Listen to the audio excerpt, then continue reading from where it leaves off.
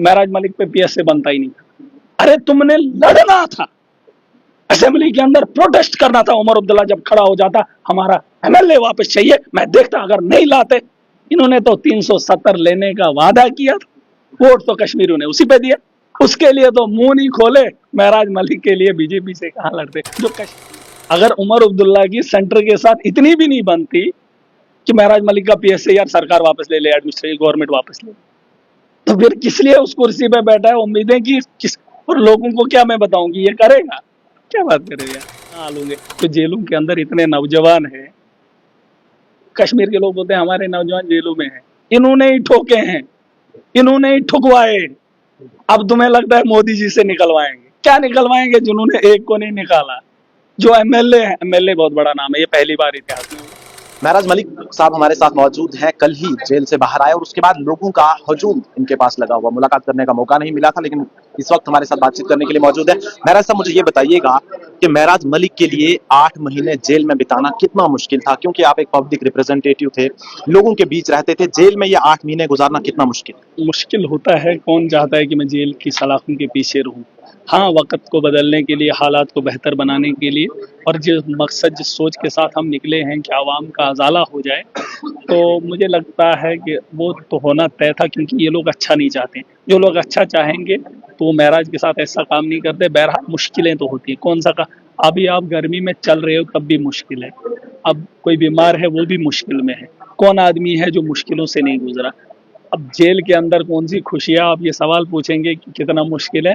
आप खुद अंदाजा लगा लीजिए, जिस आदमी को इतने अवाम की जिम्मेदारी हो और वो जेल के अंदर हो और उसकी आवाम कितनी परेशान हो, वो खुद कितना परेशान हो, इसके बारे में बताना तो आवाम का जो नुकसान हुआ उसका हिसाब महराज मलिक किससे लेगा?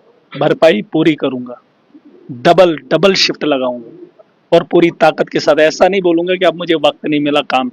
आप देखेंगे कैसे काम करते, जितना भी, चाहे अंदर रहूं या बाहर, काम करने में कमी नहीं होगी। हाँ, जिन लोगों को आदत है तो उनको सुधारने के लिए तो फिर महराज को वो कुछ इक़दाम तो उठाने पड़ेंगे। बहरहाल देखिए, ये लंबा प्रोसेस है। ये आपने कल भी कहा कि सिस्टम को बदलना होगा। वो सिस्टम कैसे बदलेगा, क्योंकि आप सिस्टम बदलने चले थे और आपको जेल भेज दिया गया। अब फिर क्या सिस्टम बदलना खत्म हो गया? जेल भेजने से सिस्टम रुक जाएगा? ऐसा नहीं हो। सिस्टम आपको नहीं लगता बदल रहा है? जब मैं जेल के अंदर था तो डोडा की आवाम थी।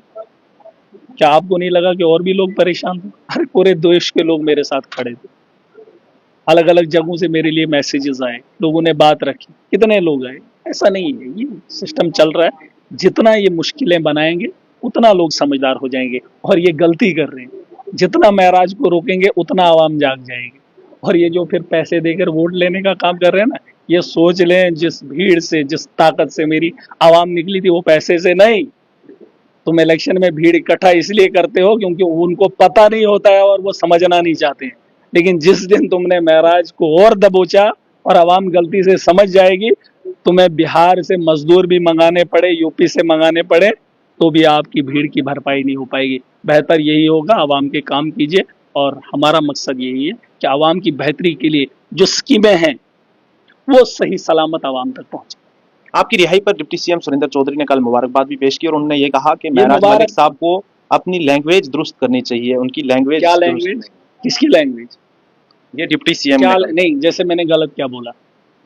तो नहीं, तो उसको पूछना चाहिए था ना। लैंग्वेज मेरी गलत है, कोई ऐसी अल्फाज तो बोलिए कि महराज ने ये गलत बोला। आप भी देखिए, आप अगर इतना काम करते हैं तो ये बात आप तुरंत उनको पूछनी चाहिए थी कि महराज ने ऐसी कौन सी बात बोली जो आपको अच्छी नहीं लगी। उसका जवाब मैं दे देता। और मुबारकबाद ये नहीं है कि वो मुझे मुबारकबाद देंगे महराज जेल से बाहर आया। अरे हमने मुश्किलों का बेड़ा पीठ के पीछे लाद के रखा है। ये मुश्किलें उनके लिए होंगी। हम जिस होलिये में गए थे उसी होलिये से बाहर आए हैं।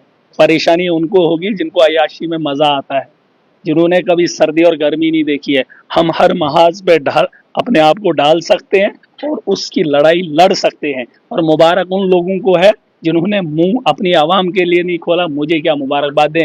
मुबारकबाद उनको आवाम देनी चाहिए जो वादे उन्होंने आवाम से किए। उन्होंने वादा किया था बिजली का, उन्होंने वादा किया था ट्रांसपेरेंसी का। कहाँ है वो चीजें? आपकी रिहाई का लोगों ने बहुत इंतजार किया और बड़ी बेसब्री से इंतजार किया है। नेक्स्ट अब क्या कुछ प्लान्स हैं, क्योंकि आपने कल ही सोशल मीडिया पर बोल दिया कि मैं डोडा जा रहा हूँ। सारी चीजें बता दिया है, वो आगे हो जाएगा। अब देखिए आगे आगे क्या होगा, बेहतर होगा। देखिए इंशाल्लाह बेहतर होगा और आपको भी उम्मीद करनी चाहिए पूरे लोगों को मिलके। देखिए पीछे क्या हुआ, दुश्मन हमारा कोई नहीं, हमारा दुश्मन हमारी सोच खुद, हमारी लड़ाई खुद से। हम अपने आप को बेहतर देखना चाहते हैं, अपने गाँव को बेहतर देखना चाहते हैं, अपने माशरे को बेहतर देखना चाहते हैं, अपने बच्चों की तालीम को बेहतर देखना चाहते हैं, उसकी लड़ाई लड़ रहे हैं। बस हमें इनसे कोई लेना देना नहीं, और जिन लोगों के हाथ में हमारा मुस्तकबिल है वो लोग अपनी कलम का इस्तेमाल अच्छे से करें, तो हमें नाराजगी, हमारी जुबान से भी आप तारीफ सुनेंगे। ऐसा कोई नहीं, जो अच्छा काम करेगा हमारी जुबान से भी किसी के लिए तारीफ निकले तो बहुत बड़ी बात है, लेकिन वो वैसा बने, चाहे वो छोटा मुलाजम हो या बड़ा।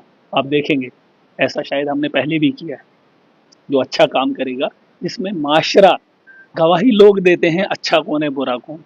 मैं जज थोड़ी हूँ कि मैं इसको बोलूँ ये गलत है। जब लोगों का फीडबैक आता है तभी जाके मुझे पता चलता है वो आदमी कैसा है। जब लोग कहेंगे कि फलाना मुलाजम अच्छा है, अगर महराज उसको कभी बोलेगा कि तू गलत है, तब जाके तारीफ हम भी करेंगे। सरकार को आपने पहली स्पीच में तनकीद का निशाना बनाया कि जो सरकार अपने परिवार के सदस्य के लिए नहीं बोल पाई वो लोगों के लिए क्या बोले।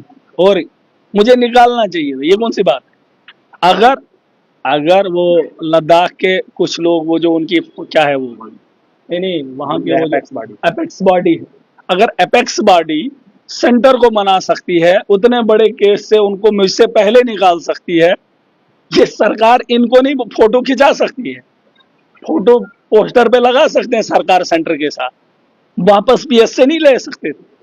अगर उमर अब्दुल्ला की सेंटर के साथ इतनी भी नहीं बनती कि महराज मलिक का पीएस से यार सरकार वापस ले ले, एडमिनिस्ट्रेटिव गवर्नमेंट वापस ले, तो फिर किस लिए उस कुर्सी पे बैठा है। उम्मीदें कि किस, और लोगों को क्या मैं बताऊं कि ये करेगा, क्या बात कर रहे हो यार। इतनी बात मुझे बताओ, एपेक्स बॉडी, वो कैपेक्स है कि एपेक्स बॉडी है लद्दाख की, उन लोगों के बराबर हमारी सरकार नहीं, जिन्होंने अमित शाह को इतना मजबूर किया कि उनको ऑर्डर निकालना पड़ा, कोर्ट की रिहाई से पहले उसको वहां से निकालना पड़ा। मुझे तो इंसाफ कोर्ट ने दिया, इन्होंने थोड़ी दिया। जिन्होंने मुझे पीएस से लगाया उनको ये हटवा सकते थे, लेकिन ना इनको सरकार इतनी बात नहीं सुनती है, तो सुनेगी क्या भाई साहब। लोगों के मसाइल कहाँ हल होंगे। तो जेलों के अंदर इतने नौजवान हैं, कश्मीर के लोग बोलते हैं हमारे नौजवान जेलों में हैं, इन्होंने ही ठोके हैं, इन्होंने ही ठुकवाए। अब तुम्हें लगता है मोदी जी से निकलवाएंगे? क्या निकलवाएंगे जिन्होंने एक को नहीं निकाला। जो एमएलए है, एमएलए बहुत बड़ा नाम है, ये पहली बार इतिहास में हुआ। अब जो गुमनाम उठा उठा के सवारियों की तरह जेलों में भरे हैं, उनको कब उमर साहब निकालेंगे, पीएस से लाया किसने। और फिर बोलेंगे महराज मलिक पे पीएस से बनता ही नहीं। अरे तुमने लड़ना था, असेंबली के अंदर प्रोटेस्ट करना था। उमर अब्दुल्ला जब खड़ा हो जाता, हमारा एमएलए वापस चाहिए, मैं देखता अगर नहीं लाते। इन्होंने तो 370 लेने का वादा किया था, वोट तो कश्मीरियों ने उसी पे दिया, उसके लिए तो मुंह नहीं खोले। महराज मलिक के लिए बीजेपी से कहां लड़ते, जो कश्मीरियों के वोट के लिए नहीं लड़े, मेरे लिए, मेरी रिहाई के लिए भाजपा से नाराजगी कहाँ लेते। चलता है जैसे उमर साहब बोलते हैं, चलिए देखते हैं आगे का। देख